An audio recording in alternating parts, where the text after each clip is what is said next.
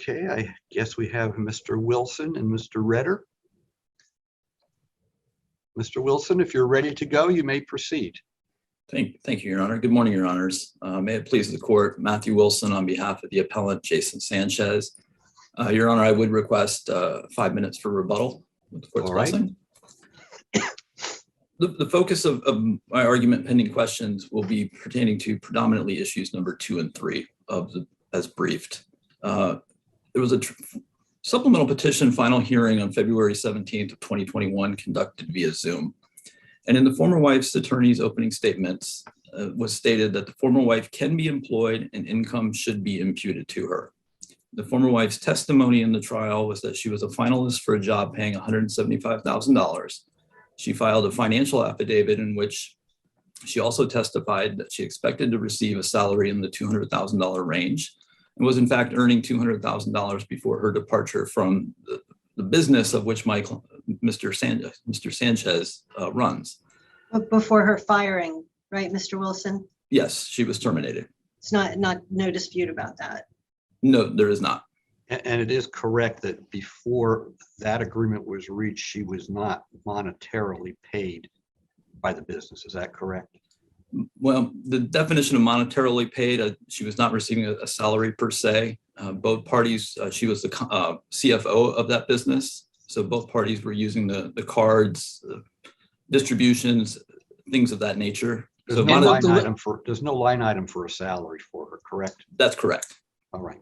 Is your argument, Mr. Wilson, that because this business was kind of being freely used as a separate source of funds, not necessarily outside of salary, that she was getting money, but perhaps not reflected as salary? Is that what you're arguing? That would be the case, certainly, Your Honor. And where would one look in the record to ascertain what evidence it was that prior to the formal salary line being implicated, that she had received any kind of, her credit card got paid by through the business, or she took a cruise on the business line of credit, something like that? Where would you point us to? Unfortunately, to answer that question, Your Honor, there really is not. There was scant testimony and evidence of what preceded the divorce, given the fact that the parties entered into a marital settlement agreement that deduced the $200,000 salary. So it would just be speculation on my part to reach back into what preceded the settlement agreement itself, and certainly from a testimony and evidence standpoint. So all we know is that for a short period of time, she earned a salary of $200,000 pursuant to this marital settlement agreement. That is not in dispute. That's correct, Your Honor. At the trial, the former wife, in addition to her affidavit, also testified and answered the question of, quote, why do you say $50,000 as to why it should be imputed to her? And her answer to that was, I don't know, sorry. In the former wife's counsel's closing arguments, it was stated, so I think she would be agreeable for the court to even impute $75,000 to her as sort of a midpoint. This segues into the concept of the competent substantial evidence at trial was not the midpoint, or what the former wife did not, quote unquote, object to. The competent substantial evidence was that of the vocational evaluator, who was uncontroverted and who submitted a report and testified that the expert believed that the former wife could earn $150,000. In our brief, he did not identify any particular positions that were currently available. Is that right? It was a little bit nebulous in the concept of how it was deduced. I don't recall the specifics. He did concede that the former wife was making conscientious efforts to find employment, correct? Not only that, she herself in her financial affidavits, each time she would file a financial affidavit, she would list out the individuals she had spoken to, and also testified that she was a finalist for one of the positions at the $175,000. And that's the closest she got. She was, she came up short. That would be correct. As the record does reflect, she eventually did earn an income and a salary in excess of 6 figures, but yes, she did come up short on that as a finalist. In a sense, that's funny money when I view it in the context of the marital settlement agreement, where it's no surprise to me the husband would have fired her. It's certainly a unique situation for divorced couples to continue in a business relationship. That's a Indeed. significant dynamic for sure. Maybe they thought they could make it work, who knows? Well, if the litigation before us and ongoing is any indication, their optimism was certainly misguided. That's It was for sure. short-lived. That's Short-lived. clear. Short-lived is probably the better answer. In our brief, we have cited to the Boynton court's case, a second DCA case from 1994. If the trial court deems that imputation of income up to a party is appropriate, absent other competent evidence, the trial court should consider the vocational expert's testimony. And I reference that as a preface because we get to issue number one, and respectfully, we just believe that the trial court was misguided as it relates to the legal standard for imputation in and of itself. We have opening statements that both sides are arguing that it should be imputation. It's a dispute as to the amount, wherein the wife's testimony is somewhere between 50 and 75,000, but answering that she doesn't object to it, but that she doesn't know where she deduced that number. And the trial court in its oral pronouncement shortly after the February 17th hearing stated, at first glance, I thought that I could do it. And then I looked at the statute and I don't think that I'm allowed. And this is, as I've noted in the briefs, is respectfully, the trial court started off on the wrong foot under the wrong presumption of analyzing this alimony perspective under Chapter 6130. And despite the fact that it was basically tried by consent that she would be imputed, it was just a matter of a dispute as to what amount.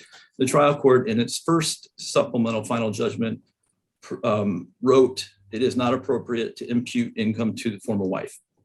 And we did bring that to the trial court's attention via motion for rehearing, wherein the trial court, respectively, our position is that the trial court compounded, not corrected the problem, and made a finding, paragraphs 13 and paragraphs 14 of the order that was entered subsequent to the motion for rehearing. The former wife stated that she has no objections to the court imputing 75,000 per year of gross income. Therefore, let me ask you this: the judge at first did not think that he should impute income because it was an involuntary lack of work, correct? It's a little difficult to deduce the reasoning, but applying 6130, that would be the analysis, yes.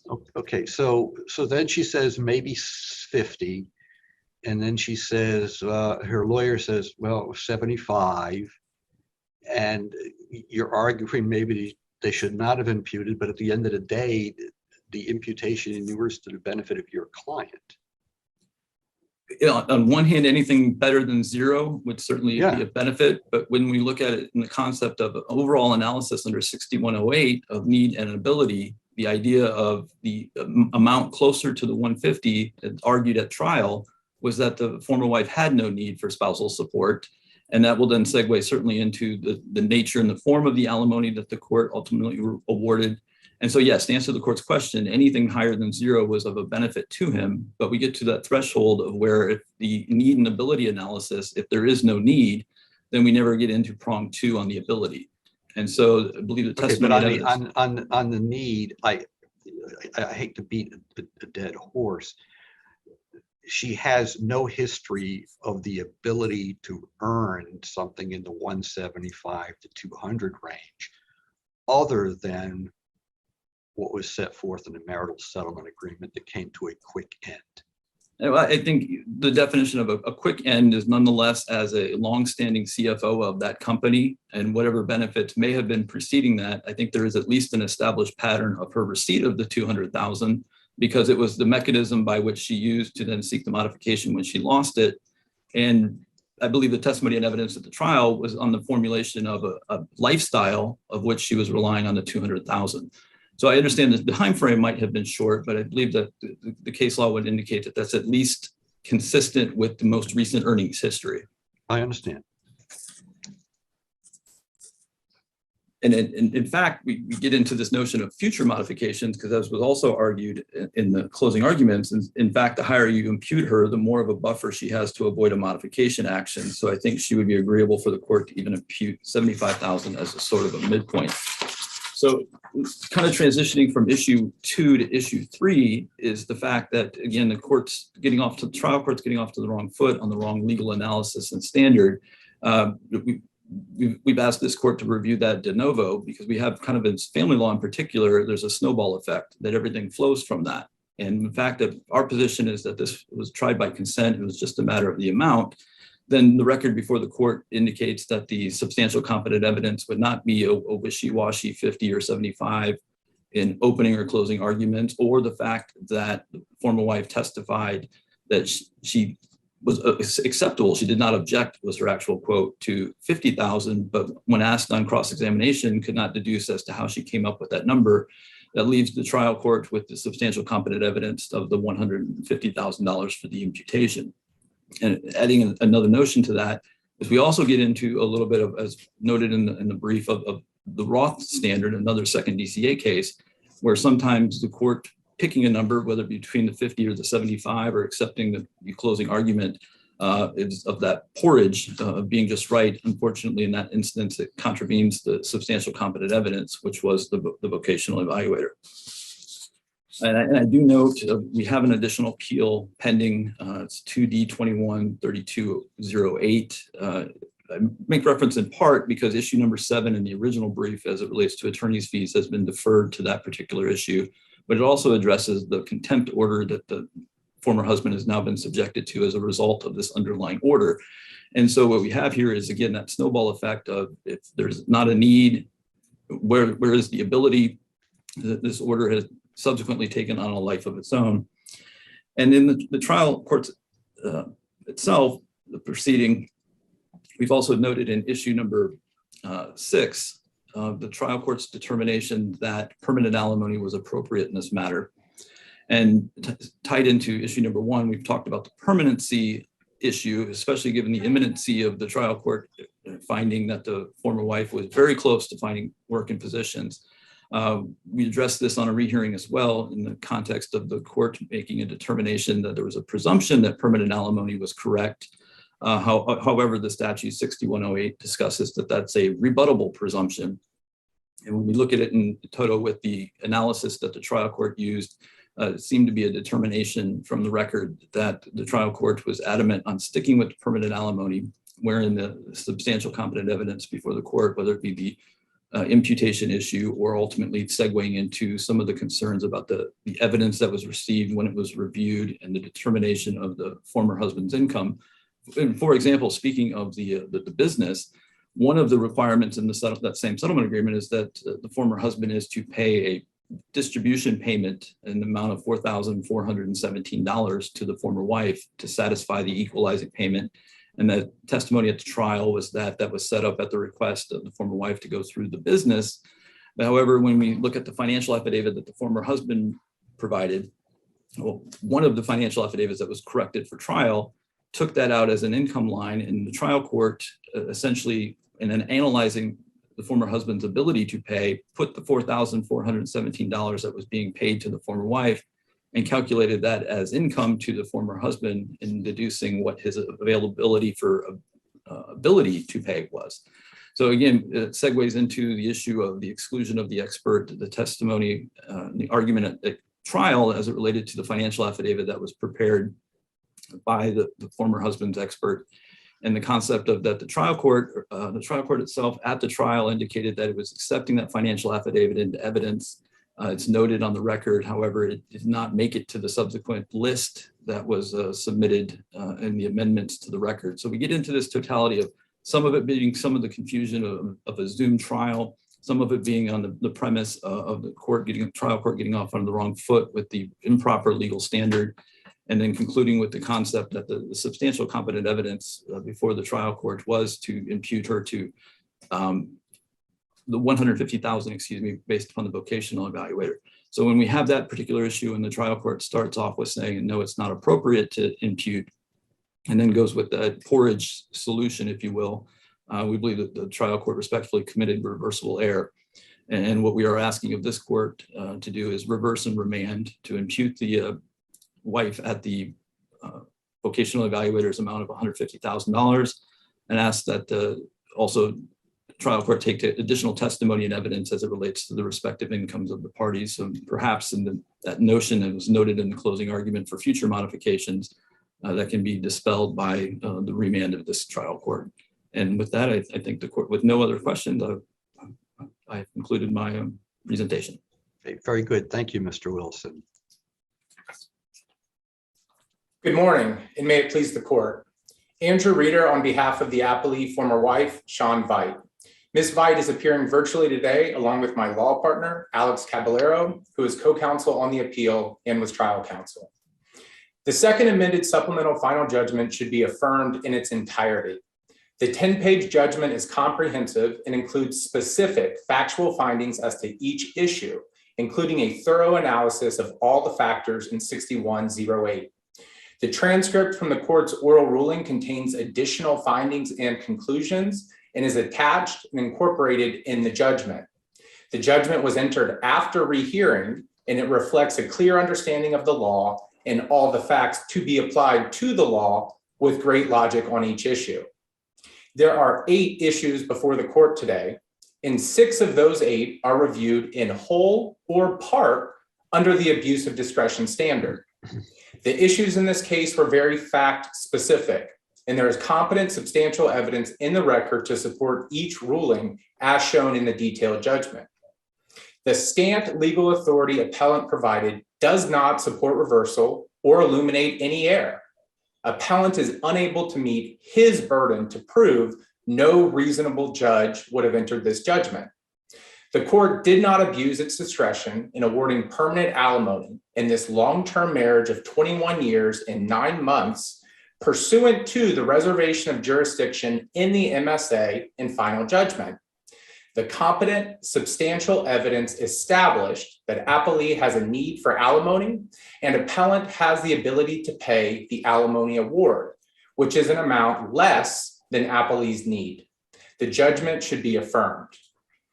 As for the first issue, whether the substantial change test applied and whether Mr. Reeder, may I ask you a question? I seem to recall something in the record that she has subsequently found employment, and I guess for our purposes, that's neither here nor there. I mean, that's for down the road, however we decide. Would that be your position? I'm not sure I understand the question, Your Honor. If the question is whether the appellee has found employment, the answer to that is yes. Okay, but that has no bearing on what we need to decide today. No, Your Honor. Okay, go ahead. So I will rest on the arguments on issue 1, and opposing counsel did not address that, so I stand by our brief on that issue. Moving to issue 2, imputation of income. And issue 2 was imputation of income as well as issue 3. And to some extent, these issues, I'm going to address them collectively because of the overlap. But generally, the court applied the correct legal standard and did not abuse its discretion in refusing to impute income to appellee when the competent, substantial evidence established that her unemployment was involuntary and she was actively engaging in a diligent, good faith job search. The starting point for every imputation of income analysis, regardless of whether child support, alimony, or attorney's fees, is whether the party's unemployment or underemployment is voluntary. That is always step 1. Here, because the appellee was actively seeking employment at the time of the final hearing without success, there was no basis for the court to initially impute income to her. In 2 cases from this district cited in the answer brief, Green and Gildea, which is on page 24 of the answer brief, this court reversed trial courts for imputing income when a spouse was involuntarily terminated from their job. They were attempting to find work without success. Appellant's entire second and third issues on appeal fail for this single reason. So, Mr. Reeder, is it your position that because the imputation of income to her is based solely on her agreement that some amount should be imputed to her, that it was properly limited to the amount that she stipulated to, and that was the vocational expert's testimony, in your view, irrelevant? Or what should we do with that? Yes, Judge. Because imputation of income was not proper because she was involuntarily terminated and actively seeking work, without her admission as to the earning capacity and without her admission or stipulation as to imputation, the argument is the expert testimony is not relevant because there is no basis to impute income. And the trial judge did make a specific finding. Judge LaRose, you asked about this, about why the court did not originally impute income. And the court made it very clear that it was not appropriate to, here, I got the exact quote here, Judge. It is not appropriate to impute income to former wife because her unemployment is not voluntary. So that is why income was not originally imputed.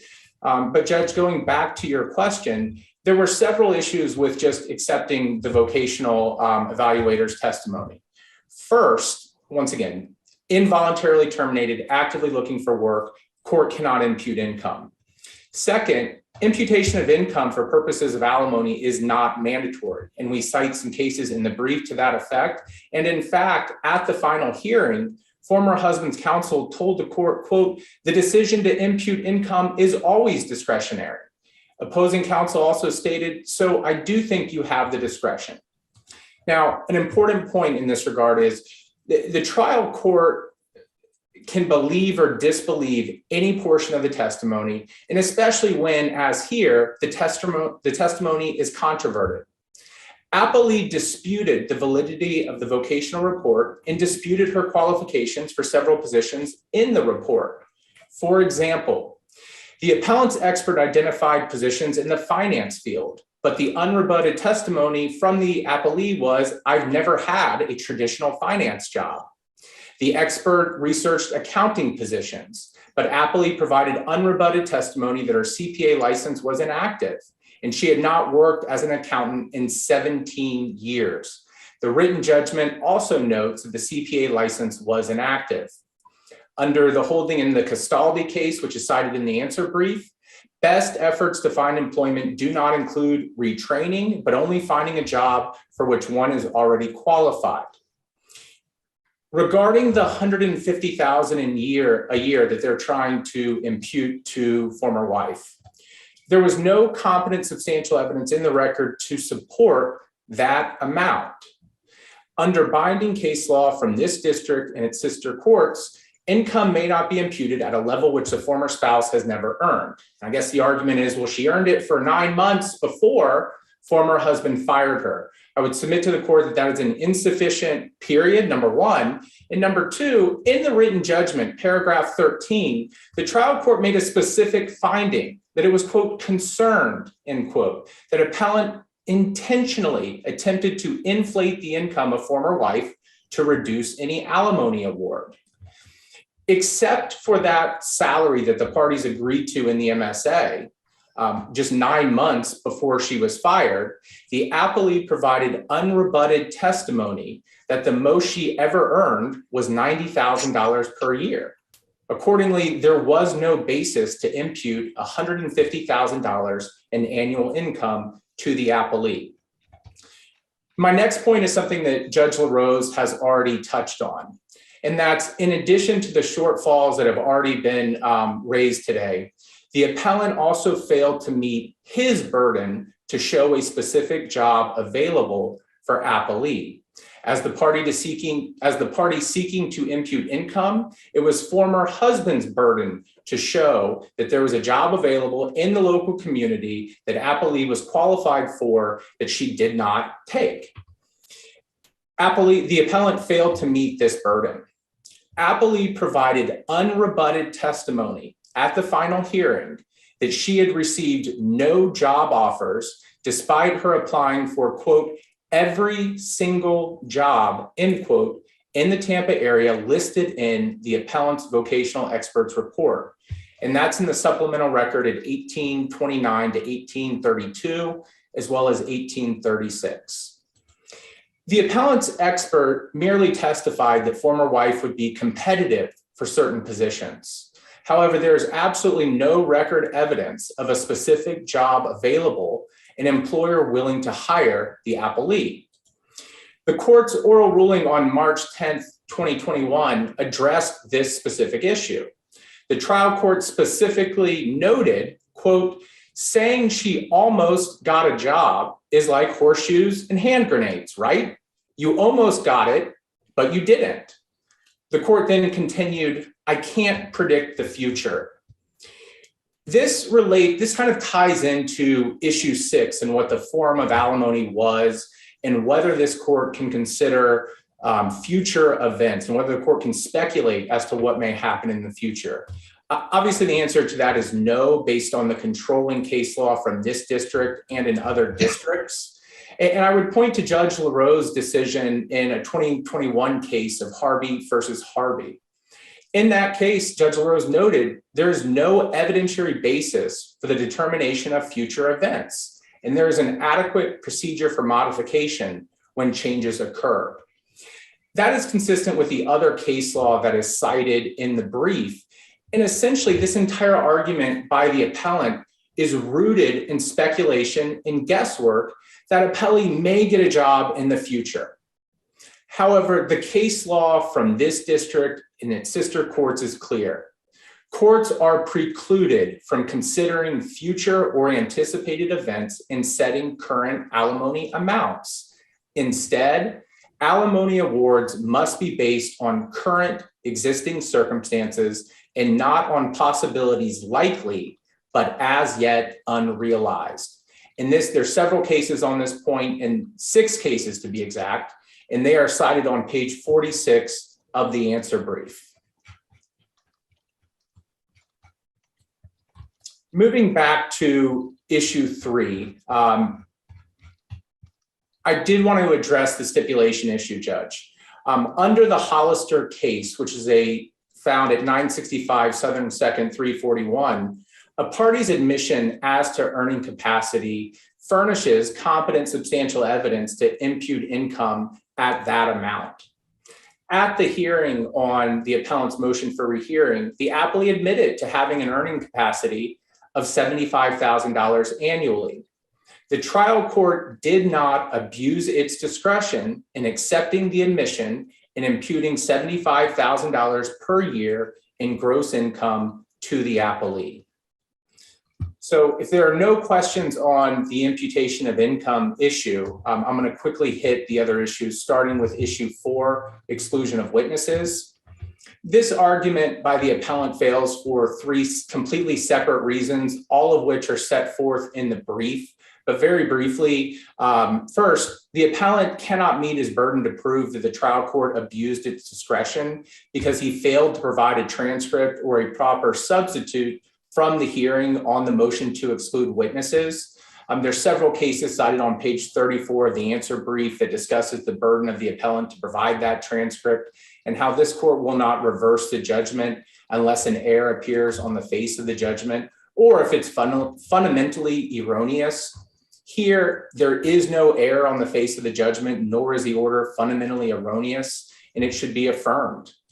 Second, regarding the exclusion of witnesses, the appellant did not proffer the substance of the anticipated testimony, and therefore he failed to preserve the issue on appeal. Finally, the court entered a detailed order on February 9th, 2021, explaining why an appellee would be prejudiced if the 2 witnesses who were untimely disclosed were permitted to testify. That order is found in the record at 589 to 591. Among the reasons why the appellee would have been prejudiced is that the appellant did not state the substance of the expert's opinions or explain to the court what the testimony would be. Moving to issue 5, the calculation of income, need, and ability to pay. Appellant in his brief repeatedly references his corrected financial affidavit and makes this big to-do about which financial affidavit was admitted. We don't know. What did the court review? Well, the court has made this very clear at both the rehearing as well as in its oral ruling that the trial judge relied on and used the only financial affidavit of appellant that was admitted into evidence. That is Exhibit 13. That specific financial affidavit was filed by the appellant on February 9th, 2021 at 9:42 a.m. Now, he says, well, we're not sure if the court admitted it or not. The court did not admit the corrected financial affidavit that the appellant provided after the pretrial conference, after the exhibit exchange, and after the discovery cutoff date. In his case in chief, the appellant made no effort whatsoever to even attempt to introduce that financial affidavit into evidence. Regarding the ED payment, the trial court properly included the $44.17 per month as in-kind income to the appellant for the reoccurring monthly equalizing payment his company pays on his behalf. This reduces his personal living expenses, and the trial court then properly deducted the same amount as an expense. Significantly, the appellant also included this $44.17 per month as income on his financial affidavit. Regarding the other in-kind income, the trial court also properly included $35.04 in in-kind income to the appellant for expenses his company pays on his behalf, which once again reduces his living expenses. The court relied on competent substantial evidence in the form of appellant's sworn financial affidavit when determining his income. The court's calculation of appellant's income is identical to the amount of income appellant identified on his sworn financial affidavit admitted into evidence as Exhibit 13. And I would direct the court to the supplemental record 2943. Regarding the deduction of his legal expenses, it was raised in the brief, but not today. For multiple reasons, the trial court did not abuse its discretion in deducting those expenses. The controller for appellant's company testified that the company was paying the expenses and not the appellant. So for that reason alone, it would have been entirely proper to not consider that expense. Moreover, the attorney's fees and costs are not reoccurring expenses and are not reasonable and necessary living expenses as required by the George case. Moreover, the attorney's fees are temporary and it will not be incurred once this case is over. Regarding the form of alimony, very briefly, the standard of review for the court's permanent alimony determination is abuse of discretion. And as pointed out by the Florida Supreme Court in Canacaris, trial courts have considerable discretion in determining the type and amount of alimony. As the court is well aware, there's a rebuttable presumption in favor of permanent alimony in long-term marriages. And in fact, it is an abuse of discretion to not award permanent alimony in a long-term marriage unless the presumption is overcome by competent substantial evidence. That was appellant's burden to overcome that presumption, which he failed to do. The trial court correctly determined this was a long-term marriage. The court thoughtfully considered and made numerous factual findings regarding all the statutory factors in 6108. It determined Appellee had a need for alimony of $11,618 per month, and that appellant has the ability to pay alimony of $76.72 per month. Those findings are supported by competent substantial evidence. The trial court also determined that no other form of alimony is fair and reasonable under the circumstances of the parties. Finally, in reviewing the evidence, the final issue that was not raised today but raised in the brief, I just want to briefly state that appellant cites no case law in support of his position that he is entitled to know what evidence the trial court actually reviewed. Because there is competent substantial evidence to support the judgment, appellant has no right to question which evidence the court, in its discretion, accorded probative force and deemed worthy of belief. Appellant also does not claim that there is a miscarriage of justice as would be required by 59.041. The trial court had the opportunity to weigh the testimony and evidence and analyze the credibility of the witnesses in real time from a much better vantage point. The judgment should be affirmed because the court did not abuse its discretion in awarding Appellee permanent alimony, and its factual findings and conclusions of law are supported by competent substantial evidence. Thank you. Thank you, Mr. Reeder. Let me clear my clock here and we will hear from Mr. Wilson. Thank you, Your Honor. To commence answering, Your Honor, the question about testimony of what the former wife's income was, then the vocational evaluation beginning on the transcript, page 222, the vocational evaluator answered that question. I guess I asked her the reason why she was not paid, and she said, well, it's just kind of like they co-own the business, and so she wasn't paid a salary, question. In other words, it didn't matter who took it. It all went to the same place. Answer, yes, yes. And speaking of the vocational evaluation and the vocational evaluator, the transcript, in particular the testimony beginning on transcript page 207 is hardly anything but speculative, as counsel has opined.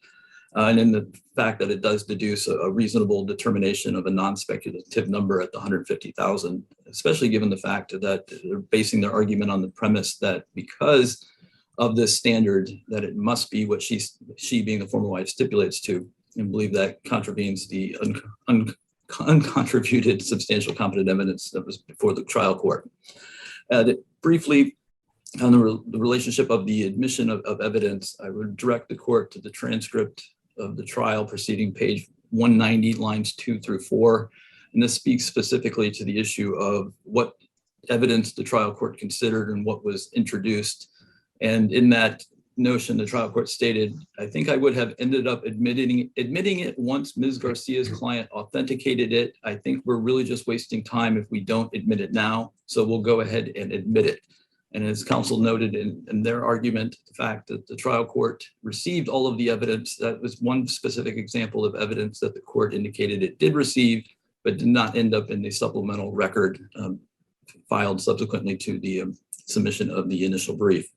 And then finally, as counsel noted, the trial court's own counsel for the former husband noted that imputation of income is discretionary. There's no dispute as to that line. I would also just point out that record page 798, lines 10 through 17, that was in the context of the conversations with the trial court about believing that there was no discretion and that it could not be imputed because of the application of 6130. That statement about the application and imputation of income always being discretionary was bookended in between this conversations about Florida statute 6130. So with that, I thank the court for its time, and I'll conclude. Very well. Thank you, Mr. Wilson. Thank you both for your good arguments. You can exit our Zoom courtroom. The court will be in recess for about 10 minutes before we take the last case on the oral argument docket.